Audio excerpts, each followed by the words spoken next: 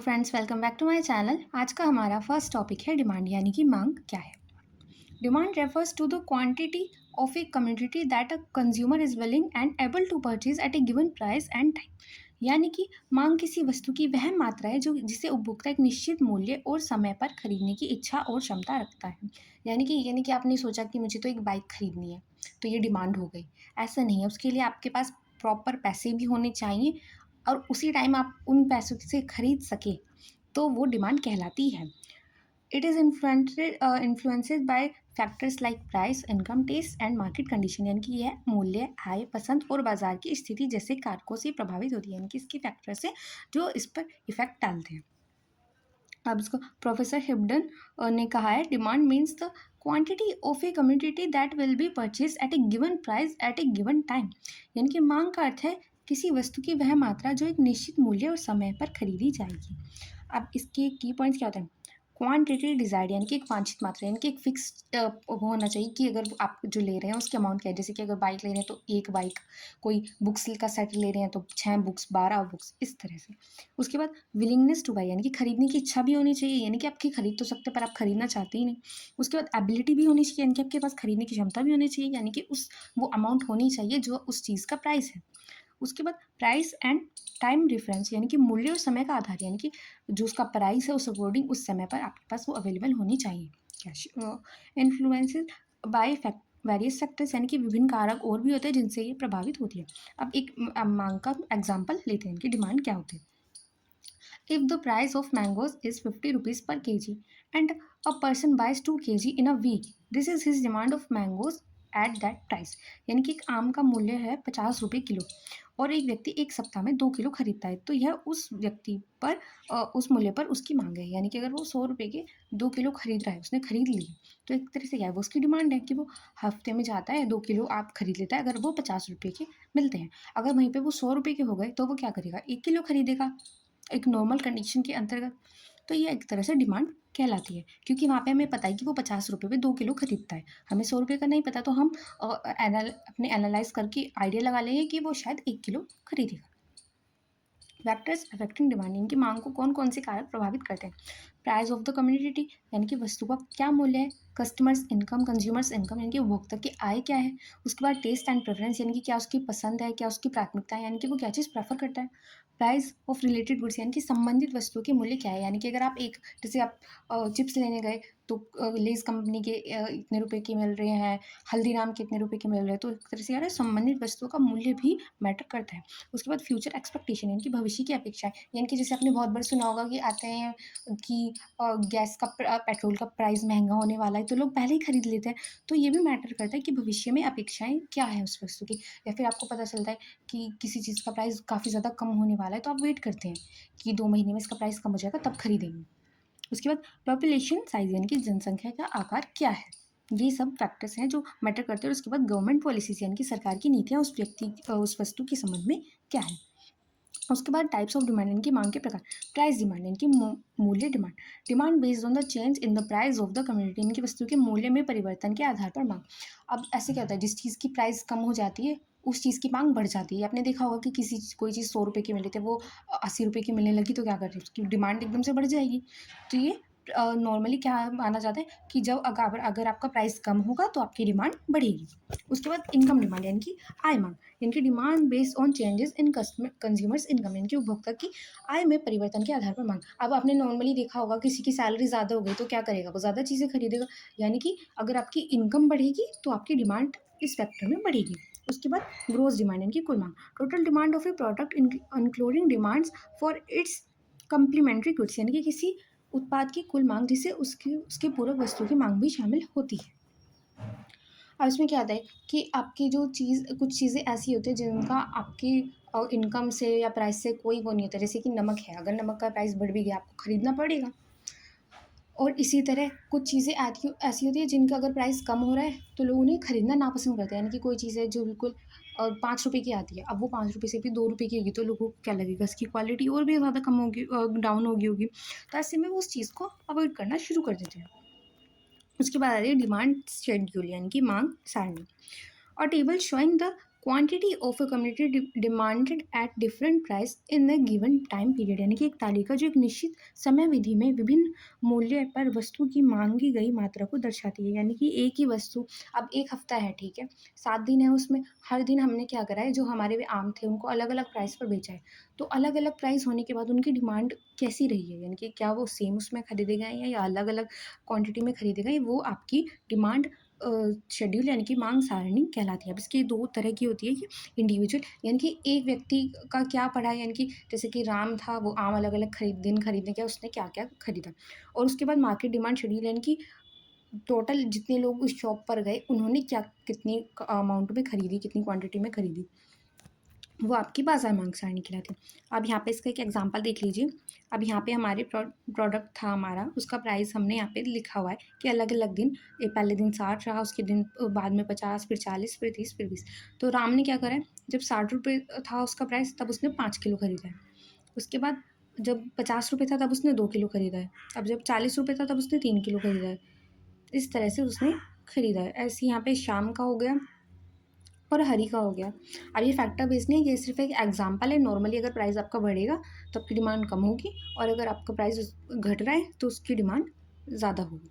अब यहाँ पे फिर इन तीनों द्वारा जो खरीदी गई जो आपकी डिमांड थी, उससे आपकी मार्केट डिमांड तैयार हो गई। अब उसके बाद आता है demand curve, a graphical representation of the demand schedule showing the relation between price and quantity demanded, यानी कि एक मांग सारणी का एक ग्राफिक रूप जो मूल्य और मांगी गई मात्रा के बीच संबंध दर्शाता है। यानी कि आप इसी इंफॉर्मेशन से एक ग्राफ तैयार कर रहे हैं, वो आपका डिमांड ग्राफ या डिमांड कर्व कहलाएगा। उसके बाद लॉ ऑफ डिमांड, यानी कि मांग का नियम क्या होता है, when the price of a community falls the quantity demanded rise, and when the price rise the quantity demanded falls, other things being equal. यानी कि जब किसी वस्तु का मूल्य घटता है तब उसकी मांगी गई मात्रा बढ़ती है, और जब मूल्य बढ़ता है तो मांगी गई मात्रा घटती है, अन्य परिस्थितियां समान रहने पर। यानी कि और सारे आपके फैक्टर्स सेम है, यानी कि उसकी व्यक्ति की इनकम सेम है, उसकी प्रेफरेंसेस अभी भी सेम है, ये सब सेम है, और वो क्या कर रहा है, वो शॉप पे गया था। अब उसने वहाँ पे क्या करना था, 100 रुपये का सामान प्रोडक्ट वो खरीदता है, अब वो 80 रुपये का मिल रहा है। अब वहाँ पे वो क्या करता था, 100 रुपये के पहले कितने ले लेता था, 4 लेता था, और अब वो 80 रुपये के 5 ले ले। तो ये क्या है, लॉ ऑफ डिमांड। जब उसका प्राइस कम हो गया प्रोडक्ट का, उसकी डिमांड अपने आप बढ़ गई, और जब उसका प्राइस ज़्यादा हो गया तो उसकी डिमांड कम हो जाएगी। तो क्योंकि लोग एडजस्ट करेंगे, उनकी इनकम में कोई चेंज नहीं आया, तो उनके प्रेफरेंसेस में कोई चेंज नहीं है, तो उन्हें थोड़ा एडजस्ट करना पड़ता है। अब उसके बाद characteristics of law of demand, यानी कि मांग के नियम की विशेषताएं क्या है। Inverse relation between price and demand, यानी कि मांग और मूल्य में विपरीत संबंध, यानी कि मांग बढ़ेगी, मूल्य घट जाएगा, सॉरी, मूल्य बढ़ेगा, मांग घट जाएगी, मूल्य घटेगा, मांग बढ़ जाएगी। प्राइस इज मेन फैक्टर, यानी कि जो इसका मुख्य कारण है, मुख्य कारक है, वो है मूल्य।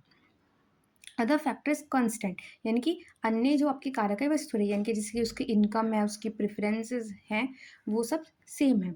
अप्लाइज टू नॉर्मल गुड्स, यानी कि सामान्य वस्तुओं पर लागू ये होता है, यानी कि जो आपकी बिल्कुल पर्सनल नीड है, जैसे कि आपके सॉल्ट हो गया, शुगर हो गई, ये सब क्या है, डेली बेसिस की इंपॉर्टेंट नीड्स है। तो इन सब पर क्या होगा, अगर उनकी प्राइस बढ़ेगी भी तो भी आपको उतनी क्वांटिटी में खरीदना पड़ेगा। तो एक साधारण जो आपकी नॉर्मल डेली लाइफ की वस्तु है, ये उन पर लागू होता है।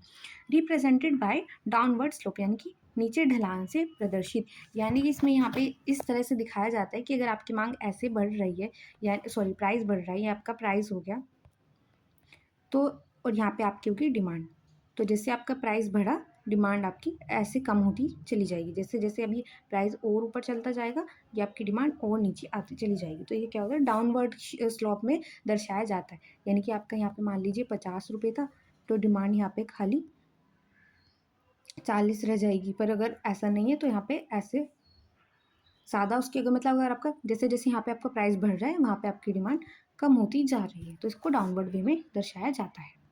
उसके बाद आते हैं assumptions of law of demand, यानी कि मांग के नियम की मान्यताएं। नो चेंजेस इन कम, यानी कि आपकी आय में कोई परिवर्तन नहीं होना चाहिए, नहीं तो आप प्राइस फैक्टर को बाद में देखेंगे, पहले आप ये देखेंगे आपके पास कितने पैसे हैं, कि अगर आपको बोनस मिला है तो आप ज़्यादा शॉपिंग करेंगे, चाहे उस टाइम प्राइस ज़्यादा बढ़ रहे हो चीज़ों के। नो चेंजेस इन टेस्ट, यानी कि पसंद में कोई परिवर्तन नहीं, यानी कि आप जो चीज़ पहले खरीदते थे अभी आप वही चीज़ खरीदने गए हैं। उसके बाद price of related goods constant, यानी कि संबंधित वस्तुओं के मूल्य स्थिर होने चाहिए। यानी कि अगर आप सेम चीज़ें खरीदने जा रहे हैं, मतलब सिमिलर सी चीज़ें उनकी जो है उनका प्राइस सेम रहना चाहिए। नहीं तो आप उनको भी देखेंगे, एनालाइज़ करेंगे कि क्या आपको ज़्यादा प्रॉफ़िटेबल है। उसके बाद no expectations of future changes, यानी कि भविष्य में परिवर्तन की अपेक्षा नहीं होनी चाहिए। जैसे कि अभी मैंने आपको बताया है कि अगर किसी चीज़ के प्राइस बढ़ने वाले हैं तो लोग उसको पहले से ही खरीदने लगते हैं, प्राइस बढ़ने से उसके पहले। और अगर किसी चीज़ के प्राइस घटने वाले हैं तो लोग वेट करते हैं ताकि उसकी प्राइस कम हो जाए और फिर खरीदें। पॉपुलेशन कांस्टेंट, यानी कि जनसंख्या है वो स्थिर होनी चाहिए, इनकी जनसंख्या में भी कोई परिवर्तन नहीं होना चाहिए। Why does the demand curve slope down, यानी कि जो मांग का वक्र है वो नीचे की ओर क्यों ढलता है। अब इसके लिए क्या होता है, लो ऑफ डिसमिसल मार्जिनल यूटिलिटी, यानी कि हर अतिरिक्त इकाई से कम संतुष्टि मिलना।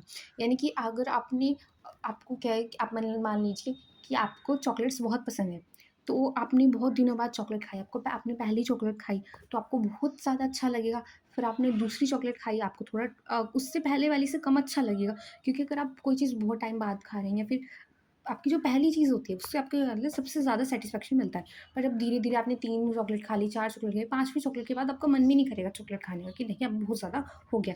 तो इससे क्या हो रहा है, जैसे-जैसे आपकी यूनिट ऐड होती जाएँगी, आपको नेक्स्ट जो यूनिट है उससे कम संतुष्टि मिलने लगेगी, यानी कि हर अतिरिक्त इकाई से कम संतुष्टि मिलना। उसके बाद सब्स्टिट्यूशन इफ़ेक्ट्स, यानी कि महँगी वस्तुओं की जगह सस्ती वस्तुएँ लेना। यानी कि लोग क्या करते हैं, जो महँगी वस्तुएँ उन्हें थोड़ा कम लेना पसंद करते हैं, जो सस्ती वस्तुएँ हैं वो ज़्यादा नॉर्मली ली जाती हैं। इनकम इफ़ेक्ट्स, यानी कि मूल्य घटने से क्रय शक्ति बढ़ना। किसी चीज़ की अगर प्राइसिंग कम होगी, यानी कि पहले आप ₹100 में कम सामान ले पा रही थी, अब आप ₹100 में ज़्यादा सामान ले रहे हैं क्योंकि प्राइस हो गया है कम। उसके बाद न्यू कस्टमर्स इफ़ेक्ट्स, यानी कि कम मूल्य पर नए खरीदार आना। क्योंकि अगर किसी चीज़ का प्राइस कम हो रहा है तो जो लोग नॉर्मली नहीं खरीदते वो भी खरीदने लगते हैं कि चलो खरीद लेते हैं, अभी फ़िलहाल प्राइस कम है। उसके बाद मल्टीपल यूज़, यानी कि कम मूल्य पर वस्तु के अधिक उपयोग होना। यानी कि मान लीजिए जैसे कि कोई चीज़ है आपकी, अ जैसे कि आप वाईफ़ाई मान लीजिए।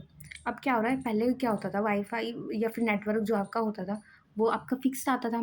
तो आप क्या करते थे, उसको बहुत सँभाल-सँभाल के यूज़ करते थे कि भई मेरा डेली का नेट खत्म ना हो जाए। पर अगर आपका अनलिमिटेड हो चुका है अब, तो आप क्या करेंगे, जैसे कि आप पहले लो क्वालिटी में देखते थे या फिर अपने नेट को बहुत सेव करके यूज़ करते थे, अब आप क्या करेंगे, बिल्कुल बेफ़िक्री से यूज़ करेंगे। यानी कि आप उसका क्या करेंगे, अब उसका यूज़ ज़्यादा करेंगे, आप ज़्यादा नेट यूज़ कर रहे हैं। पहले आपका पूरा दिन 2 जीबी में चल जाता था, अब आप दिन में 5 जीबी, 10 जीबी नेट यूज़ कर लेते हैं। तो इससे क्या है, कम मूल्य पर वस्तुओं की अधिक उपयोग होना। अब expectations of the law of demand, यानी कि एक्सेप्शन क्या है, इसके मांग के नियम के अपवाद क्या है। गिफन गुड्स, यानी कि महंगे होने पर भी जो वस्तुएं खरीदे जाते हैं उनको गिफन गुड्स कहते हैं। उसके बाद वेबलिन गुड्स, यानी कि जो प्रतिष्ठा के लिए खरीदे जाते हैं, जैसे कि गोल्ड हो गया, उसका प्राइस बढ़ेगा भी फिर भी लोग खरीदेंगे क्योंकि ये माना जाता है भी गोल्ड जो पहन रहा है वो अच्छा, कि काफ़ी अच्छे लोग हैं ये, काफ़ी रिच लोग हैं ये।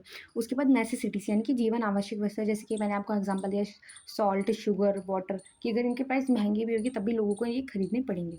उसके बाद फ्यूचर प्राइस राइज एक्सपेक्टेशन, यानी कि भविष्य में मूल्य बढ़ने की संभावना। क्योंकि अगर आपको लगेगा कि भविष्य में मूल्य बढ़ने वाला है, आप उसको चीज़ों को स्टोर करने लगेंगे फ्यूचर के लिए। उसके बाद रेयर आर्टिकल्स, यानी कि जो आपकी दुर्लभ वस्तुएं होती है वे महंगी होती है फिर भी लोग उन्हें खरीदना पसंद करते हैं। उसके बाद इग्नोरेंस इफेक्ट, यानी कि मूल्य बढ़ने पर सस्ता समझना। यानी कि आपको मूल्य से कोई वो नहीं है कि अगर मूल्य बढ़ रहा है या मूल्य घट रहा है, यहाँ पे सॉरी महंगा, सॉरी यहाँ पे ना मूल्य घटने पर आएगा, मूल्य घटने पर सस्ता समझना। कि अगर कोई चीज़ बिल्कुल आप ये होगी कि पहले ₹5 की आती थी, अब वो फिर ₹2 की आ गई, तो आप क्या समझेंगे इसकी क्वालिटी भी डाउन है, तो आप क्या करेंगे, वो ₹5 वाली ही प्रेफ़र करना पसंद करेंगे। फिर आप कोई सिमिलर प्रोडक्ट ले लेंगे जो आपको लग रहा है कि क्वालिटी में डाउन नहीं होगा। तो ये सब क्या है, इसके अपवाद हैं कि कहाँ पे माँग का नियम लागू नहीं होता है। आई होप आपको आज का वीडियो अच्छा लगा हो। Thank you for watching, keep studying.